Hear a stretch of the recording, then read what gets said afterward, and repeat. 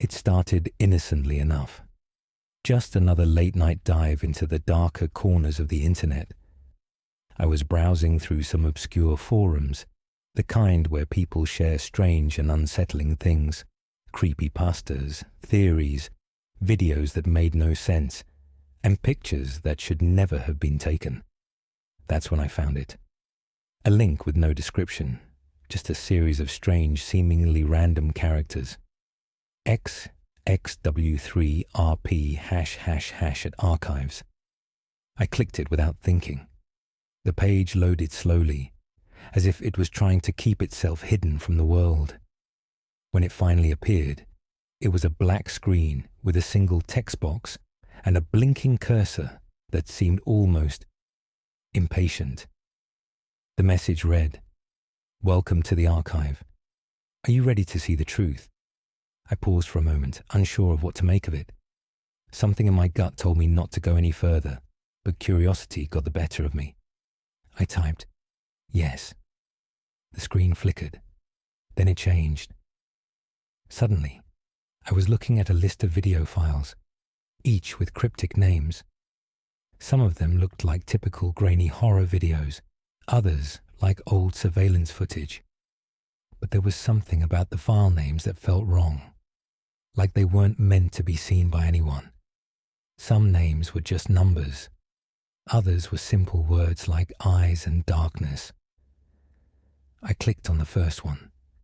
It opened a black and white video, the kind that looked like it had been taken with an old, shaky camcorder. The footage was blurry at first, but then the camera stabilized, revealing a dimly lit room. There was a chair in the center of the room, and in it, something. At first I couldn't make it out. It was hunched over, its back arched unnaturally, its body twitching in time with something I couldn't hear. But then, the camera zoomed in, and I saw its face. It wasn't human. It was pale, with skin stretched too tight over jagged bones, like it had been stitched together by someone who didn't understand anatomy. Its eyes were wide, bulging out, completely black. No pupils, no whites, just black. It had a mouth, but it was a thin slit, stretched open far too wide. And from that mouth, whispers began to pour out, low guttural murmurs like a language that had been forgotten by time.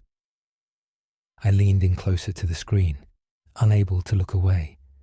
Then, a new message appeared on the screen. "You've seen it. Now you know. It's coming for you." I froze. My heart started racing. I looked back at the video, but the figure in the chair was gone. In its place, there was only darkness. And then, a soft, barely audible whisper from behind me. I whipped around, but the room was empty. My heart thudded painfully in my chest, and I felt a cold sweat break out across my skin. My mind raced. Was this some kind of sick joke? Was it a viral marketing stunt? Or was this real? Suddenly, my phone buzzed on the desk. I picked it up, my hands trembling. It was a message from an unknown number. "We saw you watching. You're not alone anymore." I stared at the message, frozen in place. The phone buzzed again, making me jump. I didn't want to open it, but something in me urged me to.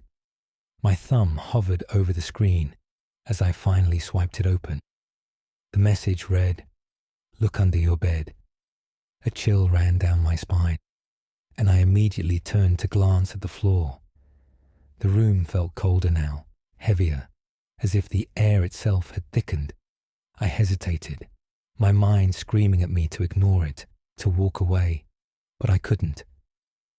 I slowly got up from the chair, feeling the hairs on the back of my neck stand up as I approached the edge of my bed.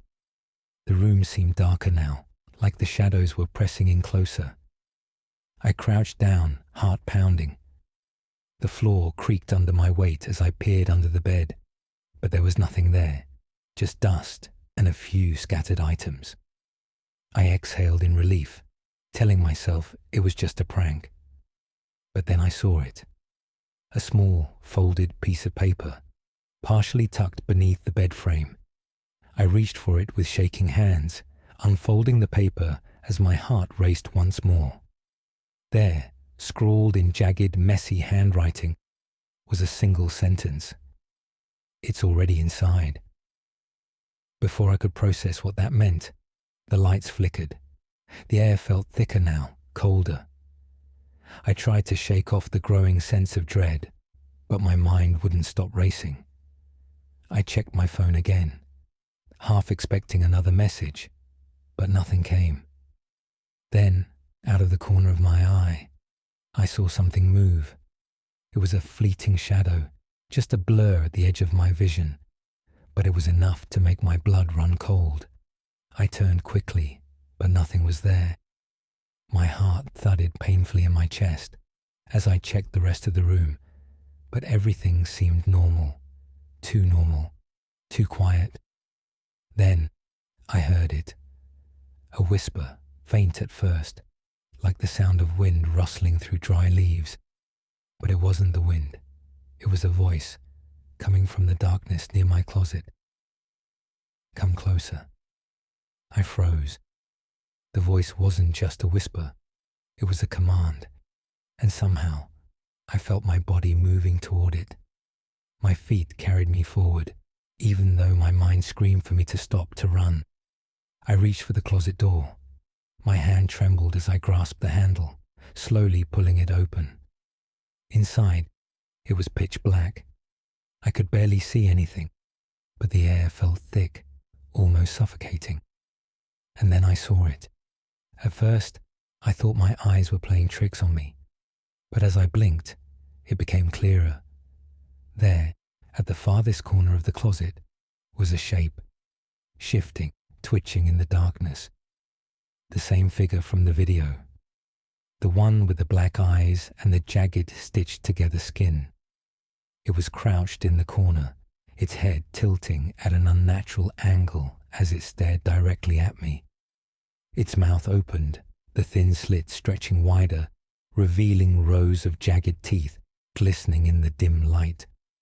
And then, in a voice that wasn't quite a whisper, but more like a sickening, wet growl, it said, "You shouldn't have come here." The closet door slammed shut, trapping me inside with it. I screamed, but the sound was muffled, swallowed by the thick, suffocating air.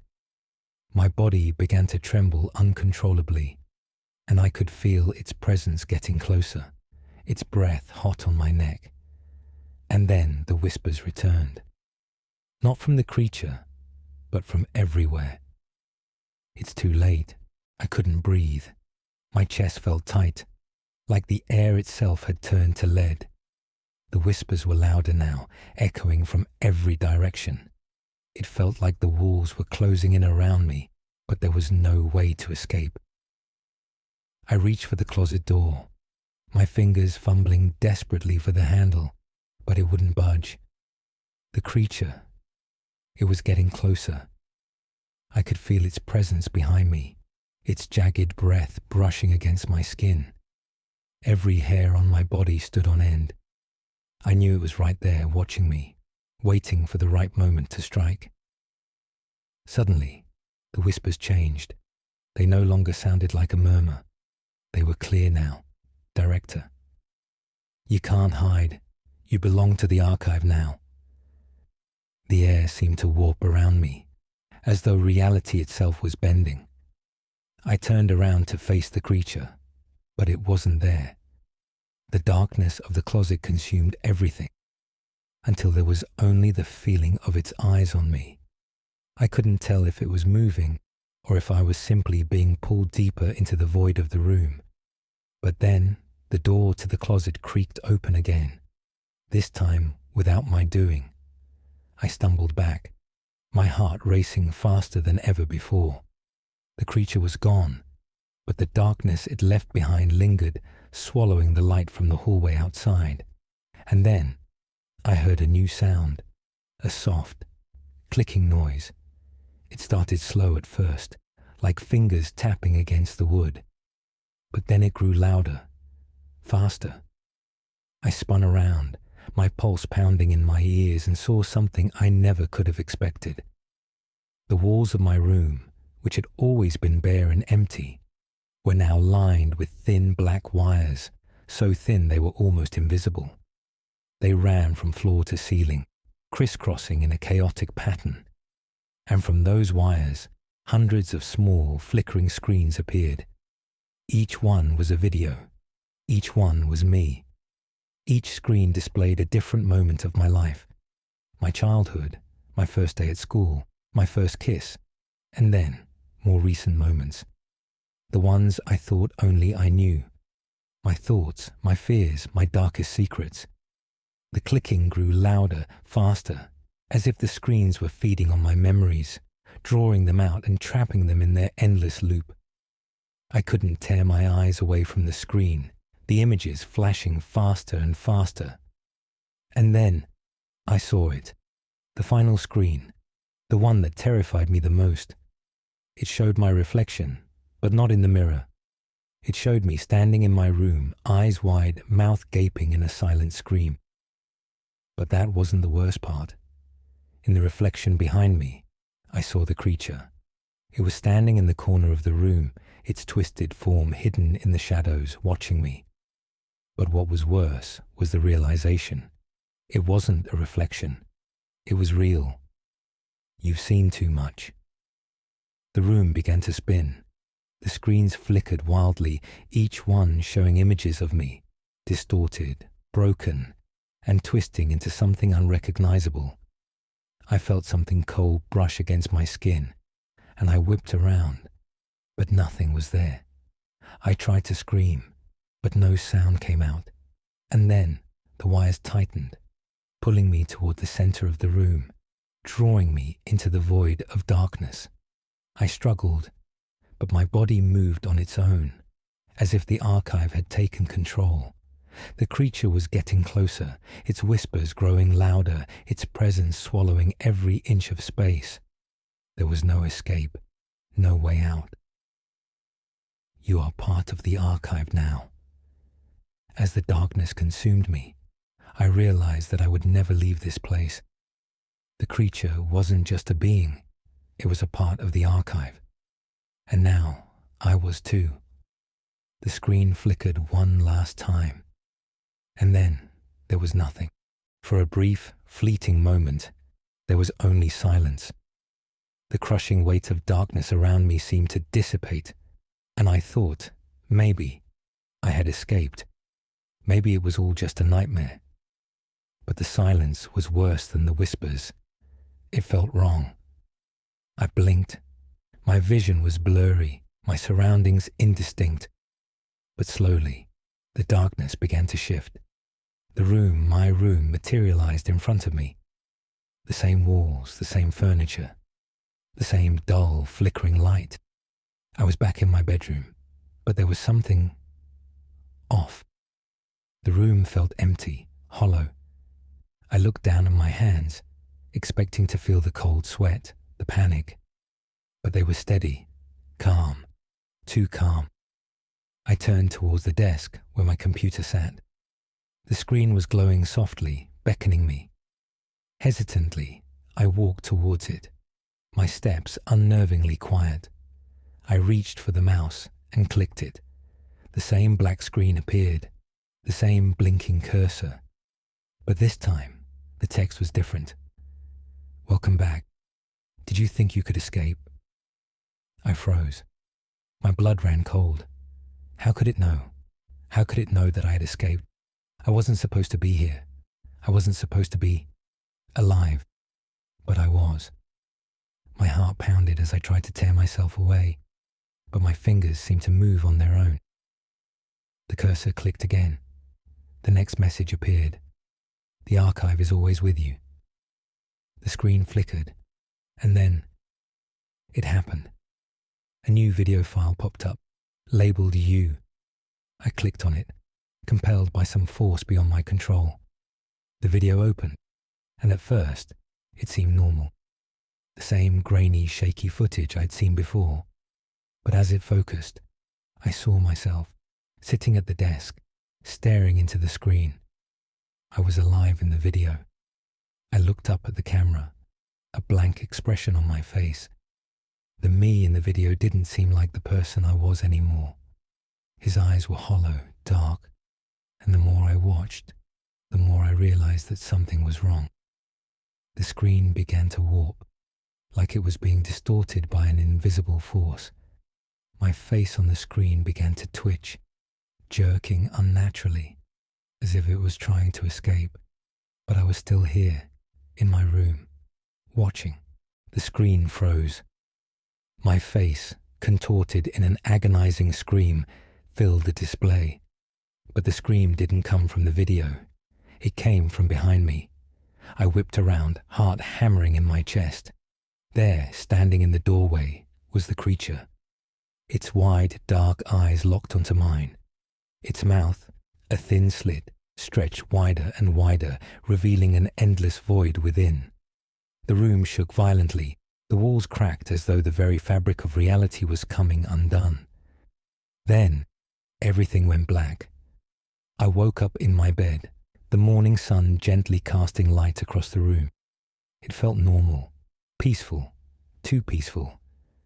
Something was off, though. I couldn't put my finger on it, but the feeling gnawed at me. My eyes scanned the room, and then I saw it, the computer. It sat there, pristine and untouched, as if nothing had happened.